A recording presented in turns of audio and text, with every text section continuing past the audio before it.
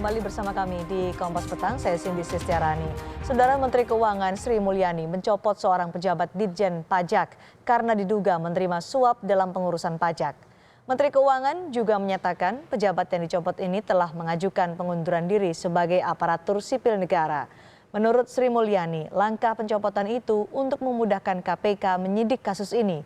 Sri Mulyani juga menyatakan jika terbukti menerima suap, maka pejabat itu telah berkhianat dan melukai jajaran pegawai Ditjen Pajak yang saat ini tengah mengumpulkan penerimaan negara. Terhadap pegawai Direktorat Jenderal Pajak yang oleh KPK diduga terlibat di dalam dugaan suap tersebut, telah dilakukan pembebasan tugas dari jabatannya agar memudahkan proses penyidikan oleh KPK. Dan yang bersangkutan telah mengundurkan diri dan sedang diproses dari sisi administrasi ASN. Dengan langkah tersebut diharapkan proses penegakan hukum oleh KPK tidak akan memberikan imbas negatif kepada kinerja dari organisasi Direktorat Jenderal Pajak.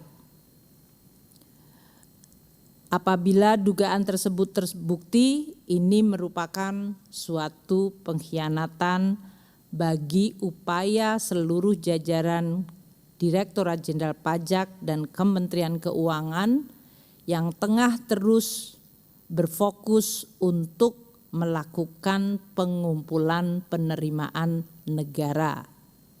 Penerimaan pajak adalah tulang punggung dari penerimaan negara. Dalam kondisi di mana kita sedang menghadapi COVID dan jelas kita membutuhkan dan terus menjaga agar pemulihan ekonomi terjadi dan penerimaan negara terus diupayakan. Sebelumnya, Wakil Ketua KPK Alexander Marwata menyatakan KPK tengah mengusut kasus dugaan suap terkait pajak yang nilainya mencapai puluhan miliar rupiah. Penanganan perkara suap pajak ini, menurut Alex Marwata, sudah masuk tahap penyidikan. Namun KPK masih belum menyebut inisial dan jabatan pegawai pajak yang diduga menerima suap. Dalam pernyataan Alex Marwata yang kami kutip dari kompas.com, Wakil Ketua KPK menyatakan nilai suapnya besar juga, puluhan miliar. Tidak salah itu juga melibatkan tim pemeriksa. Kalau dipajakkan modusnya seperti itu. Bagaimana caranya supaya wajib pajak bayar pajak rendah dengan cara menyuap pemeriksaannya agar pajaknya diturunkan.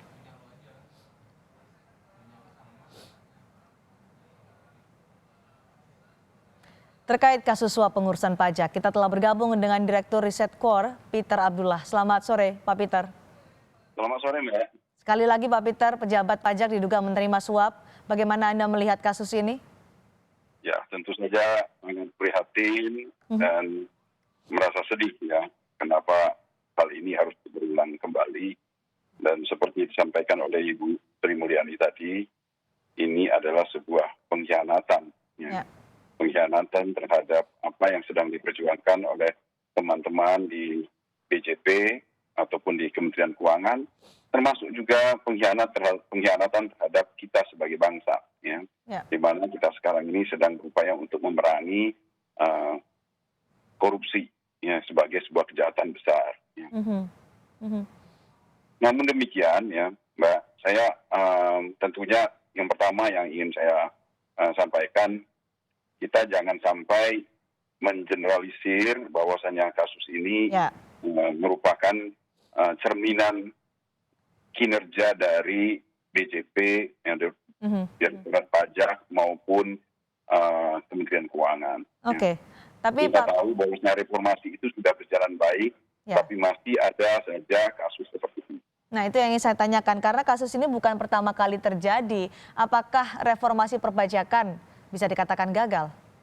Nah, itu yang saya jangan sampai ada pemikiran bahwasanya kasus ini membuktikan reformasi perpajakan itu gagal. Menurut saya tidak sama sekali. Ya.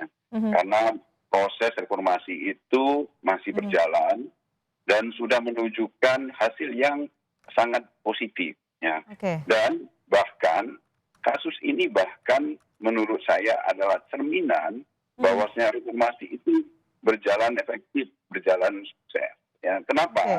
Karena kalau kita lihat kasus ini kan sebenarnya kasus tahun 2016, ya. Dan kasus ini terangkat berdasarkan hasil dari pengaduan masyarakat. Ya. Baik. Kita tahu di Oke. DJP itu ada yang disebut namanya whistleblowing system, ya. Aha. Jadi ada pengaduan masyarakat yang kemudian ditindaklanjuti dan Oke. DJP bekerja sama dengan KPK. Nah, sistem itu berjalan. Nah, artinya reformasi itu berjalan kalau menurut saya. Kita tidak bisa mengatakan bahwasanya hari Gagal. ini gagal, tapi kalau saya melihat Oke. dari sudut pandang yang lebih positif, ini justru membuktikan bahwasanya mekanisme pengawasan di DJP itu berjalan efektif. Oke, Pak Peter, apakah ini sama dengan kasus perpajakan sebelumnya yang menjadi perhatian publik, Gayus Tambunan? Apakah modusnya sama? Berbeda, ya. Kalau Gayus itu kan melalui pengadilan pajak, ya. Tetapi secara keseluruhannya masih sama, ya. Cuman jalurnya saja yang berbeda, ya. Intinya kalau kita ngomongin pajak itu akan selalu dan akan selalu, ya. Para wajib pajak akan berusaha untuk menghindari pembayaran pajak, terutama mereka yang kewajiban pajaknya begitu besar. Dan mereka menggunakan semua saluran yang ada untuk bisa merayu para petugas pajak agar supaya kewajiban pajak mereka itu tidak dibayarkan secara penuh atau bahkan tidak dibayarkan sama sekali. Itu selalu akan terjadi. Nah, yang kita butuhkan adalah sebuah sistem, ya, yang mencegah dan mengurangi potensi penyalahgunaan kekuasaan, kewenangan yang ada di petugas pajak. Ini yang harus benar-benar terus kita tingkatkan. Ya. Modus-modusnya seperti apa, Pak? Mungkin secara detail, karena ini melibatkan pejabat Ditjen Pajak. Godaannya besar sekali sepertinya kalau di Ditjen Pajak ini. Ya, banyak, ya. Apakah itu dalam bentuk restitusi, ya, perhitungan restitusinya, atau juga dalam bentuk, ya, bentuk pajak-pajak lain kan.